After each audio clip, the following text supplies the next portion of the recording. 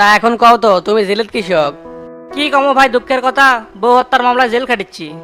কও কি ভাই, বইক মেরে ফেল দিছ? তা কৃষক? এক বন্ধুর সাথে পাথরের ব্যবসা করেছিলাম ঢাকা থেকে সিলেট। ব্যবসায়িক কাজে প্রতিদিনই ঢাকা থেকে সিলেট যাওয়া আসি করা লাগিচ্ছিল, এজন্য বউক সময় দেওয়ার পাচ্ছিলাম না। যখন যখন টাকার প্রয়োজন তখন তখনই পাঠাচ্ছিলাম, আর এটা দিয়েই চলেছিল। একদিন আমার বন্ধুর হাতত 1 লাখ টাকা দিয়ে করলাম এই টাকাটা আমার বউয়ের হাতত দিস তো, তুই তো বাড়িতেই যাচ্ছু। তারপর কি হলো? তারপর বন্ধু আমার টাকাটা হাতত লেই আমার ওপর সুযোগ লেয়। সুযোগ নেই মানে সবটা একই মেরে দিল?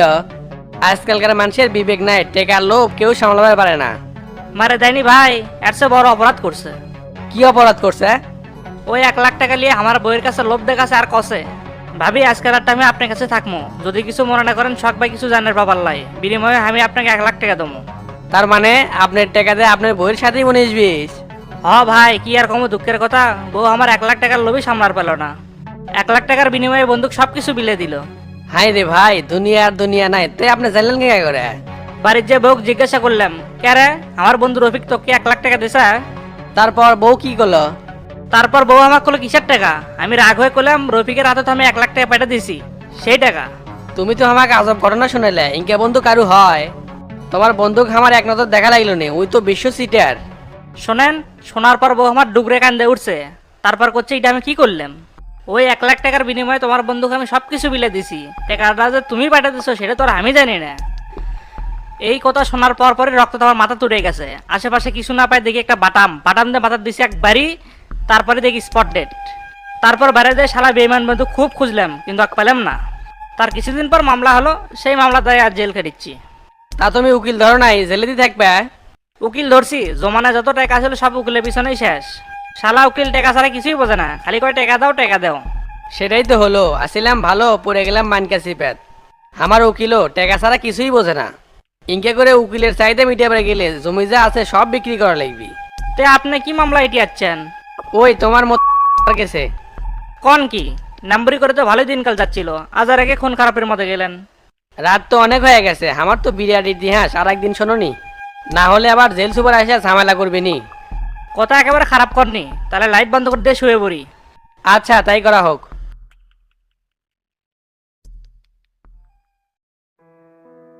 শালার বাইরে যে রোদ উঠছে এমুখে কারণও থাকিচ্ছে না, কি যে শুরু হলো দেশত। এই উকিলের কোনো কিছুই বুঝিচ্ছি না, এতগুলো টাকা দিলাম কোর্টের কোনো বেলই ধরলো না। কয়দিন হলো ফোন দিচ্ছি, ফোনও রিসিভ করে না, এলে আর ভালো লাগে না। দেখি উকিলের কাছে যাই তো, না গেলে কাম হবে না।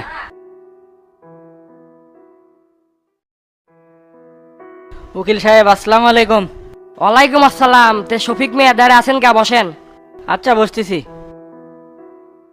তা উকিল সাহেব ফোন দিলে ফোনও তো রিসিভ করেন না, আর কোনো আপডেটও দিলেন না। চ্যানেলটাকে যদি ঈদের আগে বাইর করলেনি তাহলে খুব ভালো হলো নি।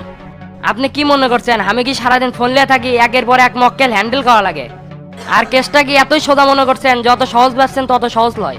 আমি পর্যালোচনা করে দেখছি কেসটা অনেক ডিফিকাল্ট। কোন কি আপনি বলে চুটকি মারলে সবকিছু ক্লিয়ার হয়ে যায়, এখন আবার কঠিন হয়ে গেল?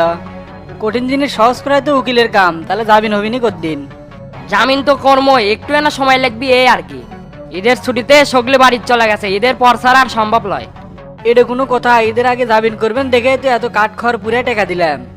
এলে কামে টাকার খুব প্রয়োজন, টাকা নিয়ে তো আর বসে নাই, জায়গা মতোই ঢুকাছি। শোনেন শফিক মিয়া, যেখানে আসামি সব স্বীকারোক্তি দিছে তারপরেও চেষ্টা করছি, দেখি জজে কিছু মাল পানি খিলায় কিছু করা যায় নাকি। দেখেন আপনি চেষ্টা করে জামিন টামিন করাবার পারেন নাকি? আর যাই কন, জামিন হওয়ার আগে আমি কোনো টাকা পয়সা কিন্তু দিবার পাবো না। এটা কোনো কথা বলেন? এলে ব্যাপারে টাকা সিবিতে রাখলে কোনো কাম হবিল লয়।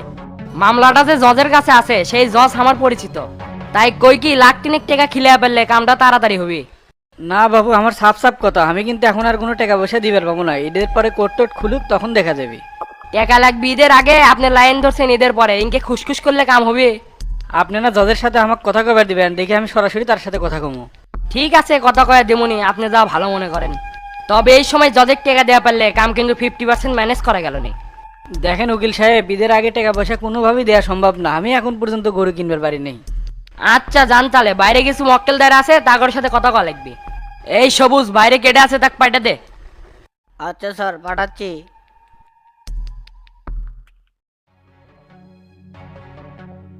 শালা টাকা ছাড়া কিছুই বুঝে না, কে রে কামটা করে কাগে, তারপর আমি টাকা দিচ্ছি। কামের বেলায় ঠনঠনা, টাকার বেলায় টনটনা।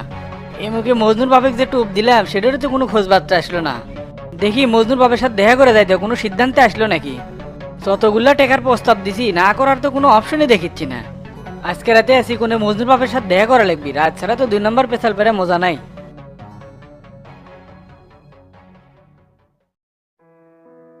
Hello sir, please book a ticket for Bangladesh Airlines. Okay sir, let me check is flight available or not.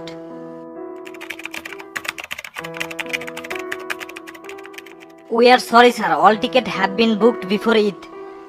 ইস, ঈদের আগে না বাদ যাওয়ার ছিলাম, তাও হলো না, এবার ঈদটাও বারিত করতে পারলাম না। Is there any flight after Eid? Yes, there is a flight on 14 July. Please book a ticket for 14 July. Okay sir, give me few minutes. ঈদের আগে তো যাওয়া হচ্ছে না, ওস্তাদের বিষয়টা জানার লাগবে।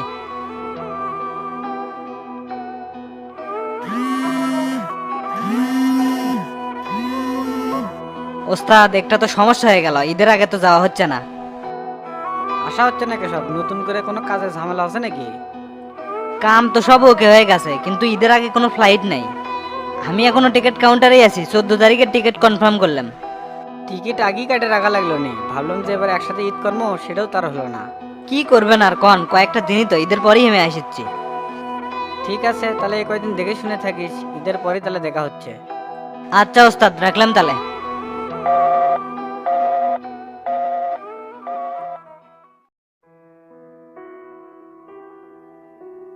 কি ব্যাপার চেয়ারম্যান সাহেব, এত আত্মীয় আমাকে ডাকলেন কেশক? ডাকছি কিসেক আপনি জানেন না, কোন বিষয়ে আপনার সাথে কথা হচ্ছে? তে ভাই, কেসটার বিষয়ে কি সিদ্ধান্ত নিলেন, কিছুই তো জানালেন না। দেখো শফিক, এই কেসটা হ্যান্ডেল করছে শামসু চেয়ারম্যান, এটি আমার একক কোনো সিদ্ধান্ত দেওয়া যাবে লয়। বেটা, আপনার ক্ষতি হচ্ছে, আপনার শামসুকে এটি পদ্মানি করে। এটা কিন্তু তুমি ভুল করলে। শামসু এলাকার চেয়ারম্যান, অসহায় দরিদ্র মানুষের পাশে দাঁড়াবে, এটাই তো তার কাজ। ও বুঝছি বুঝছি, সেদিন তো ঠিকই তাল মিলেলেন, আজ কেমন কথাবার্তা উল্টে গেছে, ব্রেন মনে হয় ওয়াশ করে দিছে। তোমার কথা না শুনলেই ব্রেন নষ্ট করা হয়, ভালো মন্দ আমও তো কিছু বুঝি। দেখো শফিক, ইনকে রাত বিরাত আমাকে তুমি ডাকবে না, যদি তোমার একান্ত প্রয়োজন হয় তাহলে তুমি আমি আর শামসু চেয়ারম্যান একসাথে বসবো। বুঝতে পারছি, আপসে এটা কাম হবে না, আঙ্গুলে না বেকা করাই লাগবে, তো তাকে আগে বাইর করি, তারপরে দেখবো নি। ঠিক আছে, দেখা যাক, নিজের পথ এখন নিজেরই হাঁটা লাগবে। ভালো মন্দ অনেক কথাই কইলাম, সেটা তো আর বুঝলেন না, আজকাল দুনিয়া মানুষের সঠিক কথা কবেন নাই। তারপরে না ভাবে চিন্তে দেখেন, টেকা কিন্তু 15 লাখ, আপনার মতো মানুষ গুনবেদ ধরলে সকাল থেকে রাত হয়ে যাবে। হসে হসে, ইনকে টেকার লোভ দেখায় না, গরিব হতে পারে কিন্তু লোভী না। এই কেসটা শামসু দেখতেছে, শামসু যা কবি সেটাই। তা শফিক থাকো, অনেক রাত হচ্ছে, ঘুমামো, চলে গেলাম। আচ্ছা যান, কি আর করার।